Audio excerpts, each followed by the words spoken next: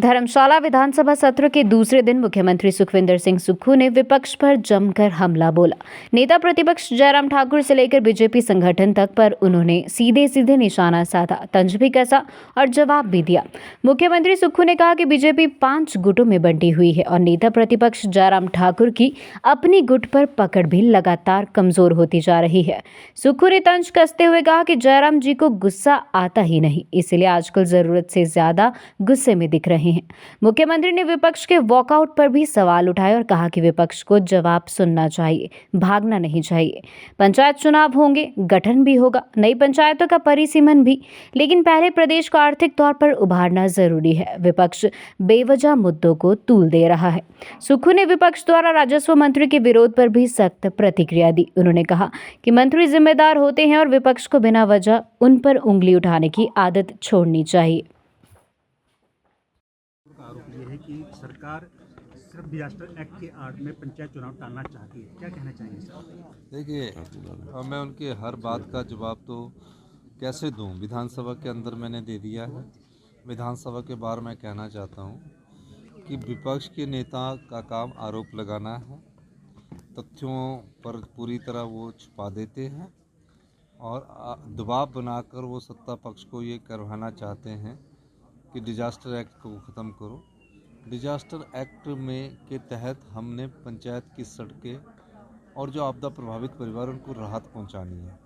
अभी तक सभी परिवारों को राहत नहीं पहुंची है और सड़कें भी पूरी तरह नहीं खुली है। और सर्दी के मौसम में जहां -10 डिग्री टेम्परेचर होता है, तो पहले हम उनमें राहत पहुंचाएं। अगर हम पंचायती राज चुनाव में लगेंगे तो अभी स्कूल के जो बच्चों के एग्जामिनेशन होने, सारे टीचर उस कार्य में लग जाएंगे। तो निश्चित रूप से डिजास्टर को पहले हम पूरा करेंगे, उसके बाद पंचायती राज के हम करवाएंगे। सर, विधायक निधि नहीं मिलने की आरोप भी लगाया है। नहीं, विधायक निधि मिलने में कुछ दिक्कत जरूर है और ये बात सही है कि विधायक निधि थोड़ा रुका है। और ये बात भी सही है कि विधानसभा में जो बिल था विधायकों के वेतन से संबंधित, भत्तों से संबंधित और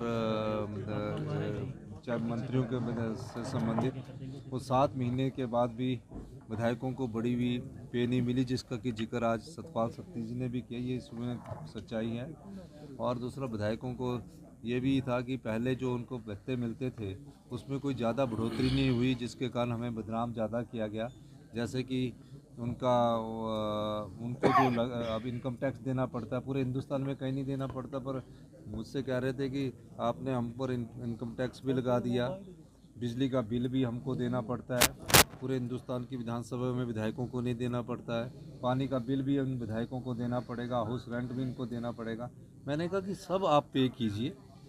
और फिर उदाहरण दिया, मुझे कुछ विधायक मिले, उन्होंने उदाहरण दिया कि हम पूरे हिंदुस्तान में नई व्यवस्था और यहाँ नई व्यवस्था है। तो मैंने उनको कहा कि हम व्यवस्था परिवर्तन है, सब चीज़ों को आपको टैक्स देना पड़ेगा। और ये ठीक है कि एक्ट पास होने के बाद भी, नोटिफाई होने के बाद थोड़ी दिक्कत के कारण उनको किसी को सैलरी नहीं मिल रही है, लेकिन धीरे धीरे हम स्थिरता की ओर जा रहे हैं। और मेरा मानना है जैसे ही हमारा थोड़ा सा ट्रेजरी ठीक होगी, विधायकों की सबकी सैलरी मिल जाएगी। पूरी तरह से लागू करने की बात कही आपने सर। डिजास्टर तो आज पूरी तरह से हमने लागू कर दिया गया है। अब सिर्फ डिजास्टर का काम 1 महीने 1.5 महीने के अंदर हम जल्दी से जल्दी पूरा करने की कोशिश करें। कैबिनेट मंत्री जगत सिंह नेगी का फिर से बाइकआउट किया है विपक्ष ने, आपकी प्रतिक्रिया? और जब बेल में आया था विपक्ष, आपसे भी शिकायत की जा रही थी नेता प्रतिपक्ष की तरफ से। देखो, एक ना मैं देखता हूँ कि विपक्ष के नेता जी जो हैं वो जयराम जी के प्रति, जयराम जी जो हैं वो जगत सिंह नेगी जी के प्रति कुछ हीन भावना रखते हैं, इसमें कोई दो राय नहीं है। सबसे मेहनती मिनिस्टर है, डिजास्टर में सबसे ज़्यादा काम करते हैं और जो भी लोगों के अधिकार होते हैं उनकी बात सुनते हैं, कोई किसी के प्रति व्यक्तिगत टिप्पणी नहीं करते। और निश्चित तौर पर उनको ऐसा लगता है कि जयराम जी को ऐसा लगता है कि जब वो बोलते हैं तो तथ्यों पर बोलते हैं, तो उनको मुख्यमंत्री होने के नाते पूर्व तो उनको कुछ बातें पिंच होती है, उस पिंच के आधार पर ये महसूस करते हैं।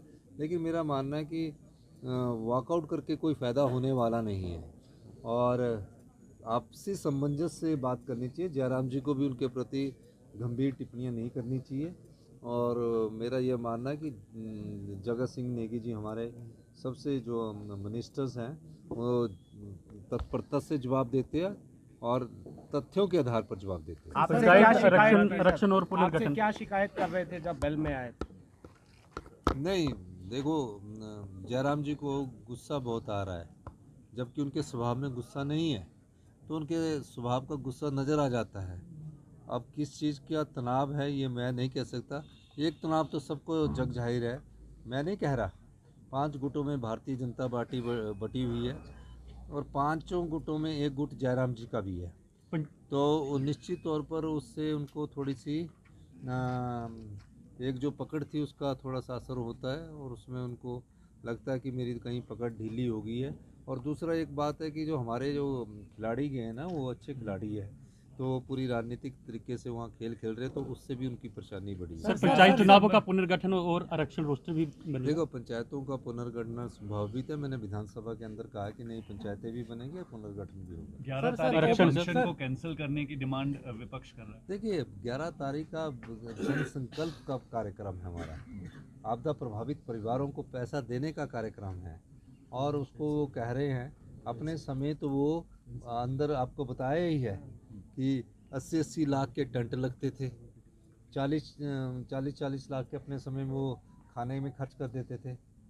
हमने वो भी कहा कि हम जो भी है, मैंने आज ही एक नोटिफिकेशन जिसमें उन्होंने लिखा था कि खर्चा करेंगे, तो मैंने उसको बोला कि इस खर्चे को डिजास्टर के किसी भी फंड से नहीं किया जाएगा, सरकार के अपने खर्चे अपने तरीके से हम उसको पूरा करेंगे। सर ओबीसी कल्याण बोर्ड में नगरोटा के लोगों को जगह नहीं मिली है, कुछ लोग नाराजगी जाहिर करेंगे। नहीं, वो ठीक है कि ओबीसी कल्याण बोर्ड में नगरोटा के लोगों को नहीं है, नगरोटा में के लोगों को पूर्ण जगह भी मिलेगी, लेकिन उसमें अभी ना पहले पेज में 42 विधानसभा क्षेत्रों के लोग आए हैं, तो बाकी जो हमारे 26 विधानसभा क्षेत्रों के लोग बचे हैं उसमें सबको ओबीसी के कल्याण बोर्ड में जगह मिलेगी। और नगरोटा से जितने भी हमारे जो जानू जी जितना बोलोगे 15 की जगह अगर आप 20 भी बोलेंगे तो आपके उसमें डाल देंगे, इसमें कोई ऐसी बात नहीं है। ये कहना कि नगरोटा के लोगों को जगह नहीं मिली, ये गलत बात है। ऐसा था कि ये लोग जो इतने नाम दे रहे हैं उसकी हम नोटिफिकेशंस करते जा रहे हैं। सर प्रिंसिपलों की डिमांड, पेंशनरों की डिमांड जायज़ है। पेंशनर्स हमारे प्रदेश के विकास में उन्होंने महत्वपूर्ण योगदान दिया है। प्रदेश के विकास में उन्होंने एक महत्वपूर्ण विकास की कड़ी लिखी है, अपने जीवन के 30-35 साल दिए हैं। हमारी सरकार उनको पेंशन दे रही है, लेकिन कुछ दिक्कतें हैं और वो दिक्कतें हमारे कारण नहीं आई है, वो दिक्कतें कुछ केंद्र सरकार के कारण भी आई है। और मेरा ये मानना है कि हम उस दिक्कतों को पार पा रहे हैं और थोड़ा सा इसका समय लगेगा और उस समय के अनुसार हम उसमें पार पाएंगे और हम उसके लिए दिन रात मेहनत कर रहे हैं। पेंशनों की मैंने आज ही मीटिंग ली है कि पेंशनर जितने भी विभाग है जिनको जो भी उनके मेडिकल बिल है वो तो भेजिए। मेडिकल बिल को हम जो है अगर वो हमारे पास 10-15 दिन में मेडिकल बिल भेजते हैं तो उनके हम सारे मेडिकल बिल की जो पेमेंट है वो करने के लिए जो भी उनके मेडिकल बिल है उनको हम भुगतान कर देंगे। और जो भी पदाधिकारी जो भी आता है मुझसे मिल सकता है, पदाधिकारियों भी अगर हमसे मिलना चाहेंगे तो हमारा उनका भी स्वागत है। वो हमारे बुजुर्ग है, हम उनकी थोड़ी दिक्कतों को भी मैं भी समझता हूँ, थोड़ा सा मैं उनसे बात करके अपनी दिक्कतें भी हम बताएंगे। और थोड़ा सा समय की ज़रूरत है, 3-4 महीने की समय की ज़रूरत है, हम इस वित्तीय संकट से पार पा सर वो नाराजगी जाहिर कर रहे हैं कि उनका जो रैली स्थल है वो बदल दिया गया है उनका। नहीं, रैली स्थल में एक काम की सारी ट्रैफिक जो ये कौन सा ग्राउंड है ये जोरावर में सारे लोगों की गाड़ियाँ खड़ी की जा रही है और वहाँ से उनको मिलने के लिए हम बुलाया जा रहा है। तो किसी का रैली स्थल बदलने की बात नहीं। पेंशनरों को अगर आपने मिलने की बात की है तो हम पेंशनरों से मिलेंगे।